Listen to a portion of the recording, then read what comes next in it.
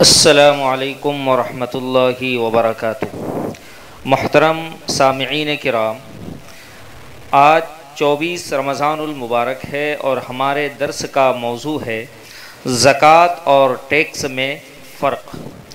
اس سے پہلے کے درس میں زکوٰۃ کے بارے میں یہ بتلایا گیا تھا کہ زکوٰۃ عبادت ہے، زکوٰۃ طہارت ہے اور زکوٰۃ ذریعہ مساوات ہے۔ اب آج کے زمانے میں ایک طبقہ ایسا پیدا ہو چکا ہے جو یہ کہتا ہے کہ زکوٰۃ کا جو نصاب اور شرح رسول اللہ صلی اللہ علیہ وسلم نے مقرر فرمائی تھی وہ ان کے اپنے دور کے مطابق تھی۔ آج اسلامی حکومت جو بھی ٹیکس اس دور کے تقاضوں کے مطابق وصول کرتی ہے وہی زکوٰۃ ہے۔ گویا کہ انہوں نے زکوٰۃ اور ٹیکس کو ایک ہی قرار دیا۔ ان حضرات نے اسلام کے ایک نہایت اہم اور بنیادی رکن کو مشکوک بنانے کی ناکارہ کوشش کی ہے، حالانکہ زکوٰۃ اور ٹیکس کے مابین واضح فرق ہے۔ وجوہ فرق اور اختلاف حقیقت آپ کے سامنے بیان کیے جاتے ہیں۔ سب سے پہلی یہ بات ہے کہ عہد نبوی اور خلفاء راشدین کے دور میں مسلمانوں سے زکوٰۃ وصول کی جاتی تھی اور غیر مسلموں سے جزیہ یعنی ٹیکس وصول کیا جاتا تھا۔ یہ پہلا فرق ہے حقیقت کے اعتبار سے۔ اسی طرح زکوٰۃ کا نصاب اور شرح ہمیشہ غیر متبدل رہی، یعنی بدلی نہیں، جبکہ جزیہ یعنی ٹیکس کی شرح میں تبدیلی ہوتی رہتی ہے۔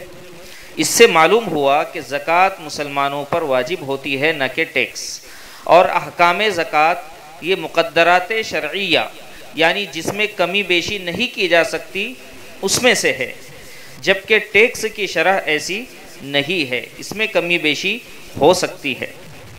اسی طرح سے مقاصد میں بھی دونوں میں اختلاف ہے۔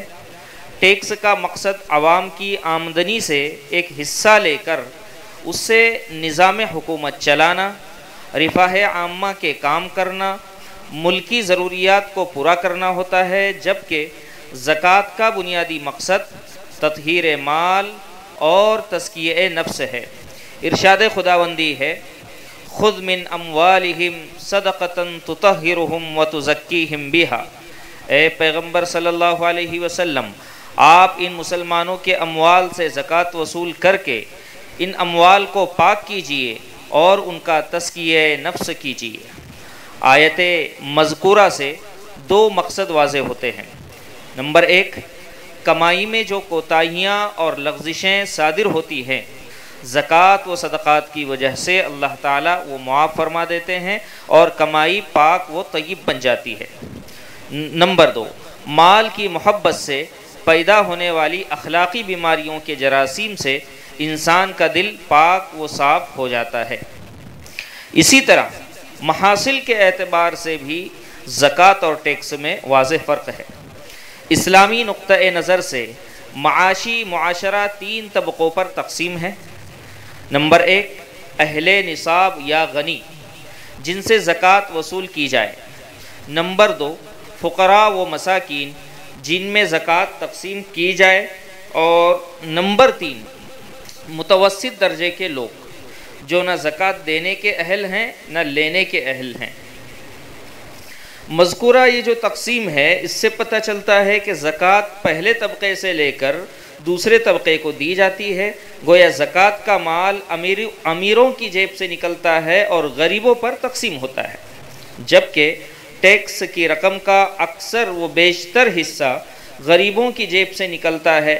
مثلا بلا واسطہ ٹیکس جیسے انکم ٹیکس، پراپرٹی ٹیکس، اسی طرح سے یہ امیروں پر لگائے جاتے ہیں، اور بالواسطہ ٹیکس جیسے سیلز ٹیکس اور دیگر بے شمار اشیاء پر لگائے جانے والے ٹیکس جو عادات و صنعت کار کرتے ہیں، لیکن یہ ٹیکس قیمت فروخت میں شامل کر کے ان کا بوجھ صارفین یعنی گاہکوں پر ڈالتے ہیں، اور صارفین یعنی گاہک کا بیشتر حصہ یہ غریب طبقہ ہی ہوا کرتا ہے، جیسا کہ ہم جانتے ہیں۔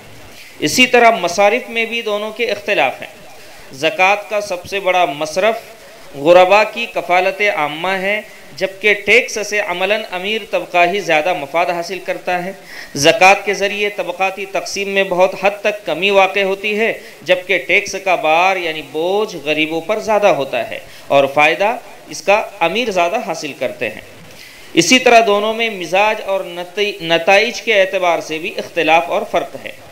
ٹیکس عموماً آمدنی پر لگتے ہیں جس سے دولت جمع کرنے کی ہوس بڑھتی ہے، جبکہ زکوٰۃ عموماً بچت پر لگتی ہے جس سے سرمایہ حرکت و گردش میں رہتا ہے۔ زکوٰۃ میں فرد کی ضرورتوں اور اخراجات کا لحاظ رکھا جاتا ہے، جبکہ ٹیکس عام آمدنی پر لگتے ہیں۔ اسی طرح عام ٹیکس حکومتی نظم و نسق پر خرچ ہوتے ہیں، جبکہ زکوٰۃ کا بیشتر حصہ یہ ضرورت مند افراد پر خرچ ہوتا ہے۔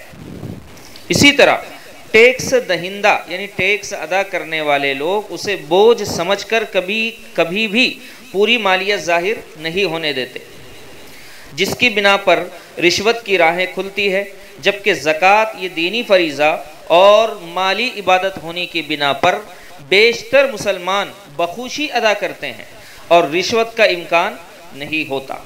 بہرحال اس پوری تفصیل سے یہ معلوم ہوا کہ زکوٰۃ اور ٹیکس میں ہر ایک کی حقیقت، مقاصد، محاصیل، مصارف، نتائج اور مزاج کسی ایک چیز میں بھی مماثلت اور مشابہت نہیں ہے، بلکہ ان حضرات کو زکوٰۃ اور ٹیکس میں مغالطہ ہوا، غلط فہمی ہوئی، اس لیے کہ انہوں نے محل زکوٰۃ، تعیین اشیاء، شرح زکوٰۃ کو آپ صلی اللہ علیہ وسلم کا ایک تدبیری امر سمجھ لیا، جبکہ یہ ایک الہامی اور منزل من اللہ امر ہے جس میں آپ صلی اللہ علیہ وسلم کی رائے یا مرضی کو کچھ عمل دخل نہ تھا۔ قرآن میں ارشاد ہے وَمَا يَنطِقُ عَنِ الْهَوَىٰ إِنْ هُوَ إِلَّا وَحْيٌ يُوحَىٰ کہ وہ اپنی خواہش نفسانی سے باتیں نہیں بناتے ہیں، ان کا کلام تو تمام تر وحی ہی ہے جو ان پر بھیجی جاتی ہے۔ سورہ نجم آیت نمبر 3 اور 4۔